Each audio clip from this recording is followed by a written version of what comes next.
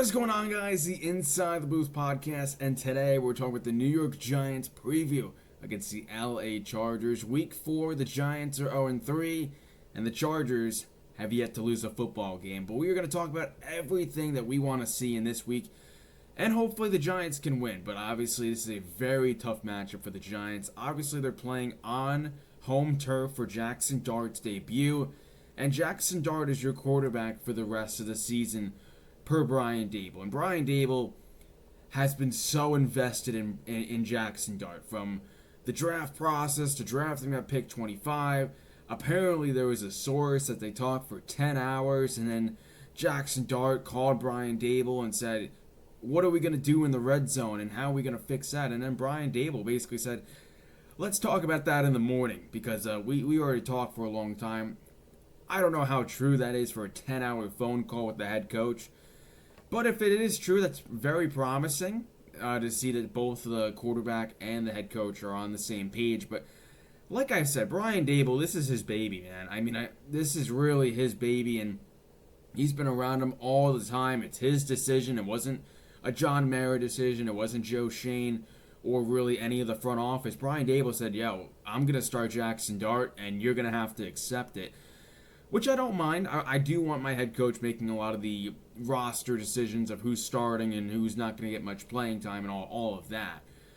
But we want to see a lot of fun out of Jaxon Dart, and I think when it comes to a Russell Wilson offense to a Jaxon Dart offense, there's a lot more potential with a Jaxon Dart offense. He's got more legs. He could see the middle of the field better. I think personally he can avoid sacks and just create more plays than Russell Wilson, I think. Now, obviously, there are going to be growing pains for Jaxon Dart, right? He's a young rookie. We're not going to put him to some super high standard, but we do want to see him play well, because we do want to see if he is going to be the future quarterback for the next 10-plus seasons in a New York Giants uniform. So, like I said, this is a good Chargers team up and down the lineup. I mean, they're a great offense with Justin Herbert, who's played phenomenally.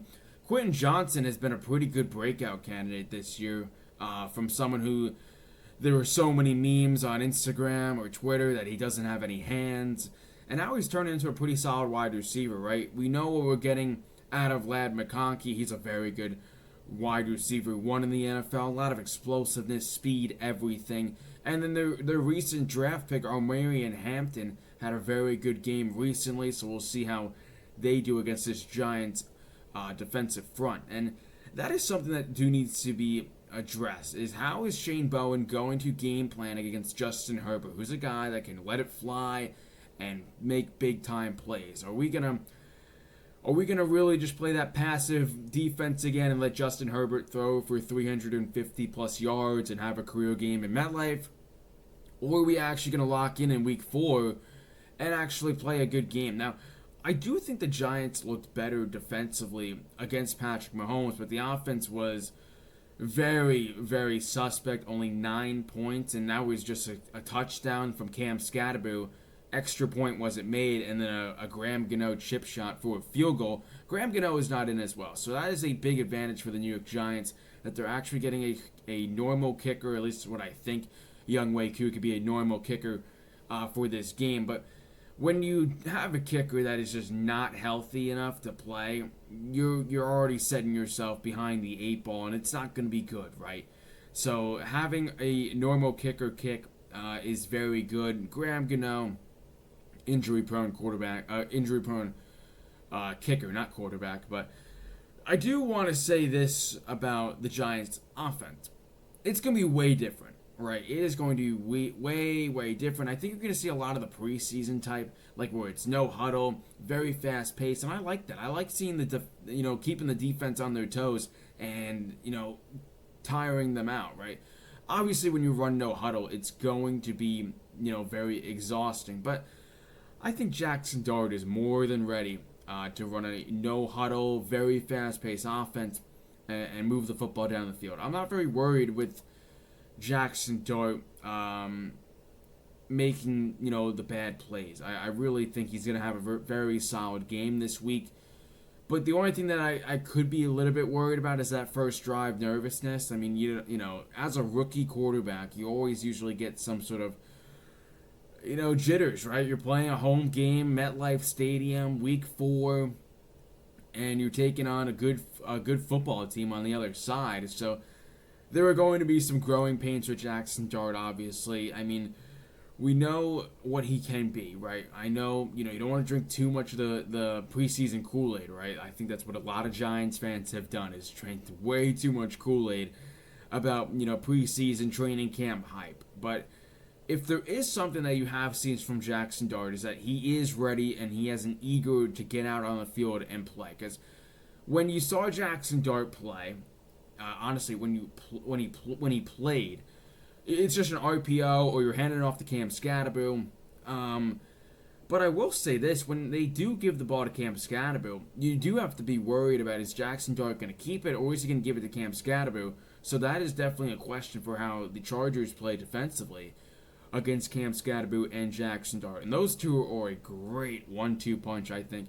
Even for the running game, right? No Tyron Tracy this week, and he's going to miss a few weeks because of that shoulder injury he took in the Chiefs game. So I do think, right, your snap count is going to be a lot of Cam Scatterbo and not very much of Devin Singletary. Something that I did see is I always wonder if we're ever going to see Dante Turbo Miller. I know he would be only your third running back, but he has shown some flashes, and I wouldn't hate seeing him get elevated. But I do want to see a lot of Cam Scatterbo. I just wanted to throw that out there. I don't think he's going to play at all, Dante Turbo Miller, but it's always a thought, man. It's always a thought of changing things when you're 0-3, right? When you're 0-3, you could change everything. And the Giants are making a huge quarterback change. I know a lot of people are saying, why not just wait a week and start him against the Saints? I mean, to be totally honest, I don't think it changes much, honestly. Whether you're starting him against an 0-3, maybe an 0-4 Saints team in Week 5, or you start him this week. I think what Brian Daboll wanted was to get him out as early as possible if Russell Wilson struggled, and that is what happened. The first 3 weeks outside of the Dallas game were very bad. I mean, like I said in the post-game podcast, they were winnable games those first 3 weeks. I mean, you're down 14-6 forever. In the Dallas game, you lose a heartbreaker from a game-winning field goal. And then the Chiefs game, I mean, you allow 22 points. There's a lot of issues on the offense of just not being explosive. The red zone offense has been terrible. It's been one of the worst in football. I believe it's ranked 31st.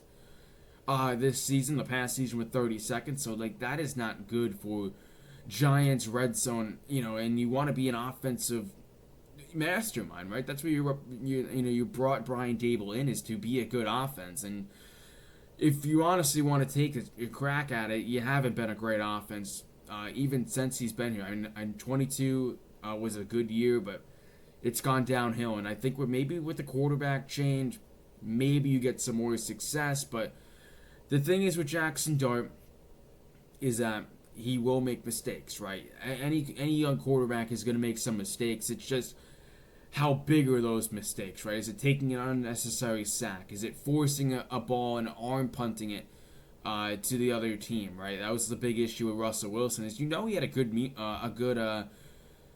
deep ball. It was just when it comes to throwing in the open field, in the middle of the field, you're not getting that. You're throwing the check downs to the tight ends or running backs, or you're trying to throw a deep ball to Wandell or Malik Neighbors, right? And I think also with Malik Neighbors and Wandell, I think they're going to be a very big piece for Jaxon Dart this week, and with Cam Scatterbo. Those are the three guys that I'm expecting big-time games, and you need that against the Chargers defense that is very, very good. I mean, the offensive line needs to be good as well. I don't really know how they're going to play, but they haven't really changed the personnel except for Andrew Thomas. I mean, if Andrew Thomas is not on a snap count, that is a huge, huge advantage, because when Jermaine Illuminor is on the right side, who was fantastic, then you have Andrew Thomas on the left side, who was a very good left tackle when healthy. That also, is a very good sign for Jaxon Dart. When you have two good tackles on left and right, and you are able to take your time, process the throws, and not have to rush anything, it's a big advantage. And I think we are going to see very good offensive line play, hopefully, and I hope the interior guards play well also, because I am very suspect of John Runyon and GVR. So, I mean, this is going to be an interesting game, right? I mean, we saw what the Giants did against an AFC West team already with the Kansas City Chiefs, and the Chargers beat the Kansas City Chiefs. So, you got to get to Justin Herbert, right? If you want some keys to victory, you got to get some sacks. I mean, I'm still looking for that full sack of Andrew Thomas. Abdul Carter, not Andrew Thomas. Wow. Oh my gosh. So yeah, I mean, you got to get sacks from Abdul Carter. You got to see another good game out of Kayvon Thibodeaux and Brian Burns. I mean, those two guys, Thibodeaux and Brian Burns, have been honestly the X factors in my opinion for this defense. I mean, you got to see what Abdul Carter does and how they place him, right? Are they playing him more inside? Are they playing him on the edge?